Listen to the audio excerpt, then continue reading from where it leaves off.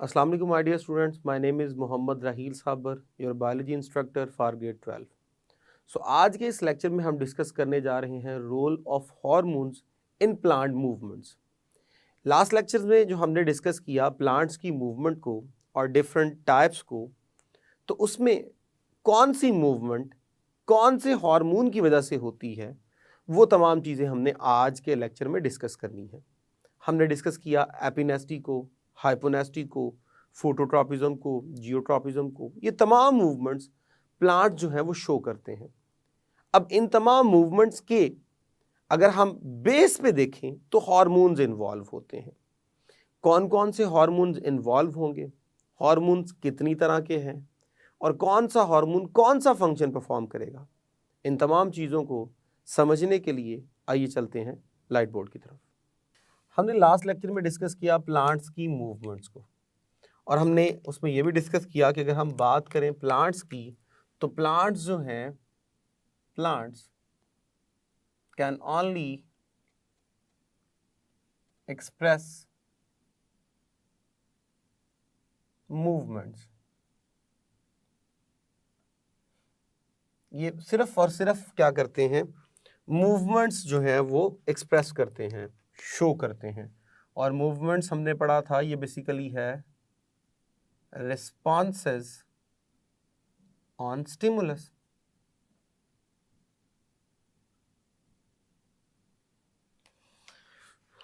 जबकि हमेशा याद रहे plant will never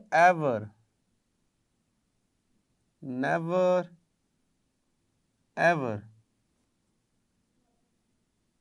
show locomotion. ये लोकोमोशन कभी भी शो नहीं करेंगे। They will never ever move from one place to another place. हाँ, कोई एक पार्ट इनका जरूर मूव कर सकता है, लेकिन पूरे का पूरा प्लांट जो है will not be able to move from one place to another place. इनमें मूवमेंट जरूर होती हैं और मूवमेंट जब भी होंगी वो होंगी चेंज इन ग्रोथ और टर्गर। तो जो भी इनके अंदर हमें मूवमेंट्स नजर आएंगी उनमें ज्यादातर इन्वॉल्व क्या होगा कि ग्रोथ के पैटर्न में चेंज आ रहा है, उसकी वजह से शेप में जो है वो चेंज आ गया, या टर्गर की वजह से यानी वाटर के लॉस और वाटर के इनटेक की वजह से जो है वो शेप में क्या आ गया जी, चेंज आ गया। अब ये जो मूवमेंट्स हमारे पास हो रही हैं ग्रोथ की वजह से या टर्गर की वजह से, इनमें हमेशा जो मेन रोल परफॉर्म करते हैं वो हार्मोन्स करते हैं, हार्मोन्स। सो हार्मोन्स जो हैं वो मेन रोल परफॉर्म करते हैं। So movements in plants depends upon hormones. अगर हार्मोन्स होंगे तो स्पेसिफिक मूवमेंट्स होंगी, और अगर हार्मोन्स नहीं होंगे तो स्पेसिफिक मूवमेंट्स नहीं होगी। अगर हम हार्मोन्स की जो है वो डिवीजन्स में जाएं तो हमारे पास एक होता है ऑक्सिन, ऑक्सिन। एक होता है हमारे पास जिब्रालीन,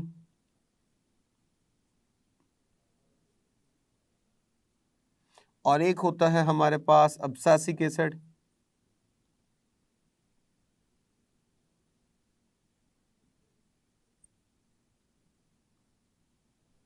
अब ये बेसिकली तीन मोस्ट इंपॉर्टेंट हार्मोन्स हैं जो कि इन्वॉल्व होंगे इन प्लांट्स मूवमेंट।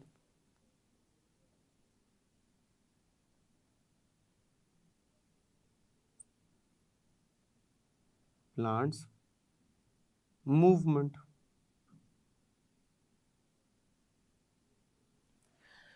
अगर हम यहां ऑक्सिन की बात करें तो हमारे पास जो ऑक्सिन है, ऑक्सिन, उसके लिए हम साइंटिफिक नेम यूज करते हैं इंडोल एसिटिक एसिड।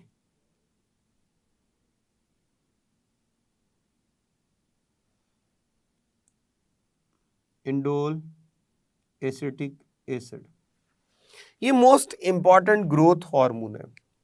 और ग्रोथ में बहुत ज़्यादा रोल परफॉर्म करता है, खासकर जब एम्ब्रियोनिक डेवलपमेंट होती है, मोस्टली ड्यूरिंग जर्मिनेशन। जर्मिनेशन में इसका बड़ा इंपॉर्टेंट रोल है। अब जर्मिनेशन क्या होती है? जर्मिनेशन कहते हैं जब सीड से प्लांट निकलना शुरू होता है, उस स्टेज को हम जर्मिनेशन कहते हैं। ये आपके सामने मैंने एक छोटी सी डायग्राम बनाई है, जो कि मेरे पास एक कॉर्न प्लांट की जर्मिनेशन है। कॉर्न प्लांट जर्मिनेशन यानी कि एक मकई का जो सीड है वो जर्मिनेट कर रहा है, उसमें से प्लांट जो है वो शो हो रहा है। इसके पार्ट्स आपको नजर आ रहे हैं। सबसे जो हमें आउटर मोस्ट पार्ट नजर आ रहा है वो है एलियोरन, जो कि एंडोस्पर्म का आउटर मोस्ट जो है वो क्या होता है जी, पार्ट होता है, आउटर मोस्ट लेयर है जिसमें फूड रिजर्व होती है। कॉटिलेडन जो है उसकी सराउंडिंग में ये जो आपको जो है ये जो पूरा स्ट्रक्चर नजर आ रहा है एम्ब्रियोनिक स्ट्रक्चर, इसके सराउंडिंग में आपको जो है वो कॉटिलेडन्स नजर आ रहे हैं। और ये जो नीचे वाला पार्ट आपको नजर आ रहा है ये है प्राइमरी रूट, जो कि रेडिकल से निकलता है, रेडिकल। और ये जो हमें नजर आ रहा है ये बेसिकली इसे प्लूम्यूल कहते हैं। प्लूम्यूल, प्लूम्यूल ये जो आपके पास ये जो बाहर वाला पार्ट है, प्लूम्यूल के ऊपर जो कवरिंग है उसे कॉलियोबटाइल कहते हैं। तो जरा मैं इसको समराइज करने की कोशिश करता हूं। मेरे पास जो कॉर्न प्लांट है, जब इसके एम्ब्रियो में डेवलपमेंट होती है, यानी जब उसका जो प्लांट है वो निकलना शुरू होता है, तो याद रखिएगा एम्ब्रियो के दो मेजर पार्ट होते हैं। एक को बोलते हैं रेडिकल जिससे हमेशा रूट्स निकलती हैं, एक को बोलते हैं प्लूम्यूल जिससे हमेशा शूट निकलती है। अब कॉर्न के अंदर जो प्लूम्यूल है उसके ऊपर एक कवरिंग होती है, उस कवरिंग को हम बोलते हैं कोलियोपटाइल। बिल्कुल उसी तरह रेडिकल के ऊपर भी एक कवरिंग होती है, उस कवरिंग को हम बोलते हैं कोलियोराइजा। अब ये जो कोलियोपटाइल है ये कवर कर रहा है प्लूम्यूल को, और प्लूम्यूल वो रीजन है जहां से स्टेम निकलनी है और प्राइमरी लीफ डेवलप होने हैं। तो ये मेरे पास एक प्राइमरी लीफ है, और रेडिकल वो पोर्शन है जहां से प्राइमरी रूट्स निकलनी है। तो इनके ऊपर जो कवरिंग है उन कवरिंग्स को हम डिस्कस कर रहे हैं। तो कोलियोपटाइल हमारे पास वो कवरिंग होती है जो कि कॉर्न के प्लूम्यूल को कवर करती है, और कोलियोराइजा वो बेसिकली कवरिंग है जो कॉर्न के रेडिकल को क्या कर रही होती है, कवर कर रही होती है। अब कोलियोपटाइल के अंदर होती है ऑक्सन की अनइक्वल डिस्ट्रीब्यूशन। जब यहां पे होगी अनइक्वल डिस्ट्रीब्यूशन तो डेफिनेटली ग्रोथ में भी क्या होगी, अनइक्वल ग्रोथ। मिसाल के तौर पे मैं कोलियोराइजा यहां पे मेंशन कर रहा हूं। सपोज कर लीजिए ये मेरे पास जो है ये पूरी जो है वो कवरिंग है कोलियोराइजा की, ये कवरिंग है, ये उसकी टिप है। अब सपोज कर लीजिए अब यहां पे मेरे पास जो है वो सोर्स ऑफ लाइट है, ये लीजिए ये सोर्स ऑफ लाइट है, ये सोर्स ऑफ लाइट है।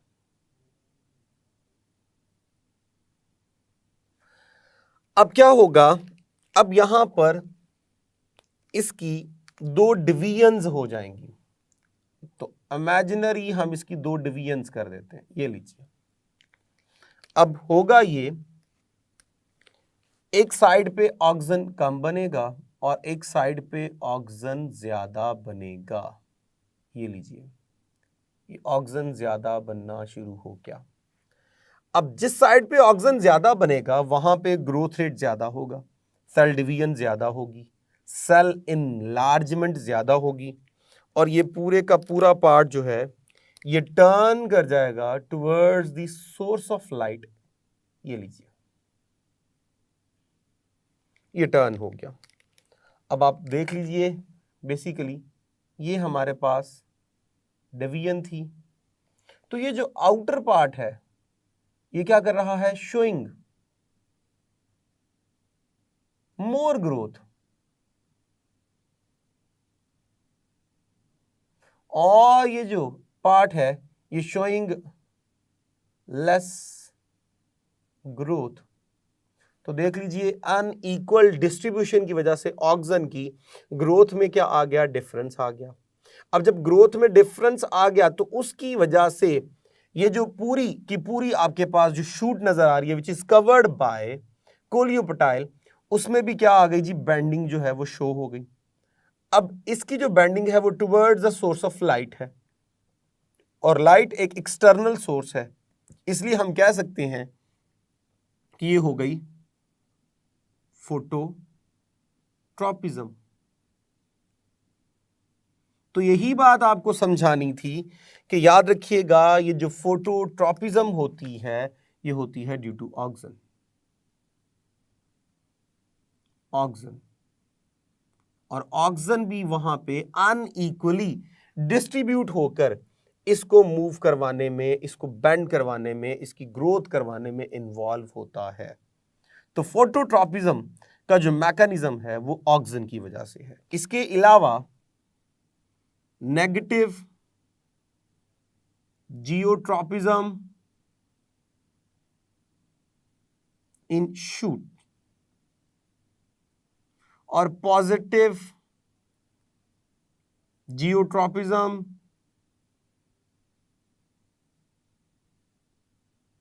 इन रूट्स, ये भी हमेशा ये दोनों ये भी ऑक्सीजन की वजह से है। और इसी तरह अगर हम फर्दर डिस्कस करें, हमारे पास जो नास्टिक मूवमेंट्स हैं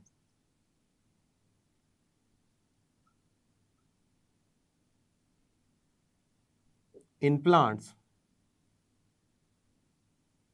वो हमेशा होगी ड्यू टू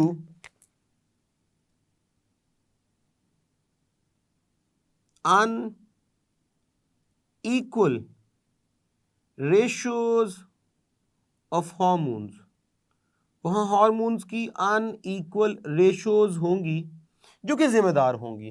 अब वो कौन कौन सी हैं, उसमें दो होते हैं, एक है ग्रोथ स्टिमुलेटर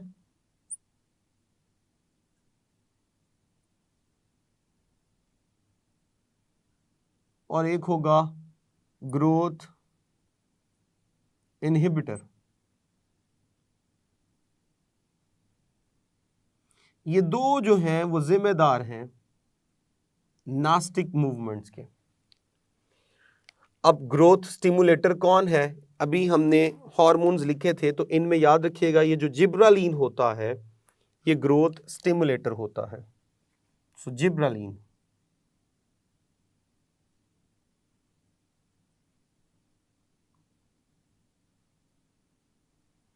और जब हम बात करते हैं ग्रोथ इनहिबिटर की, जो अब्सासिक एसिड लिखा था,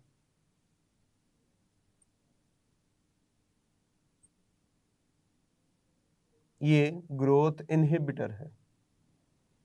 तो यहां पर नास्टिक मूवमेंट्स में इन्वॉल्व है हमारे पास जिब्रालीन और अब्सासिक एसिड और इनकी अनइक्वल डिस्ट्रीब्यूशन।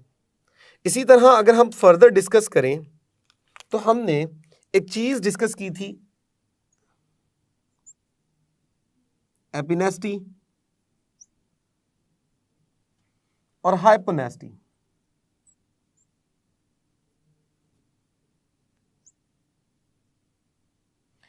एपिनेस्टी जिसमें हमने कहा था कि अपर पार्ट जो है वो ज्यादा ग्रोथ शो करता है as compare to the lower part, जिसकी वजह से बड जो हैं वो प्रॉपर क्या हो जाते हैं, ओपन हो जाते हैं। जबकि हाइपोनेस्टी में हमने कहा था कि जो लोअर पार्ट है वो हमारे पास ज़्यादा ग्रोथ शो करता है as compare to upper part, जिसकी वजह से जो बर्ड्स हैं वो क्लोज हो जाते हैं, लीफ जो है वो क्लोज हो जाता है। तो यहाँ पे एपिनेस्टी जो है वो है ड्यू टू ऑक्सीजन।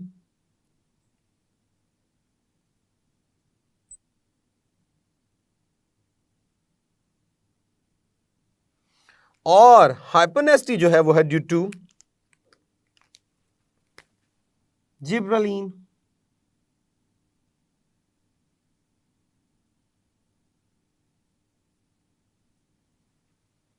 जो कि क्या करता है, हाइपोनेस्टी काज करता है।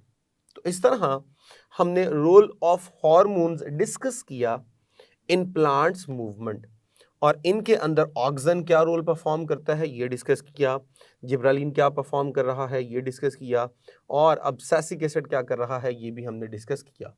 अगर हम इस पूरे लेक्चर को जो है वो समराइज करें विद रिस्पेक्ट टू इम्पॉर्टेंस, तो ये पूरे का पूरा टॉपिक जो है वो शॉर्ट क्वेश्चंस के लिहाज से इंपॉर्टेंट है, शॉर्ट क्वेश्चंस के लिहाज से या एमसीक्यूज के लिहाज से इंपॉर्टेंट है।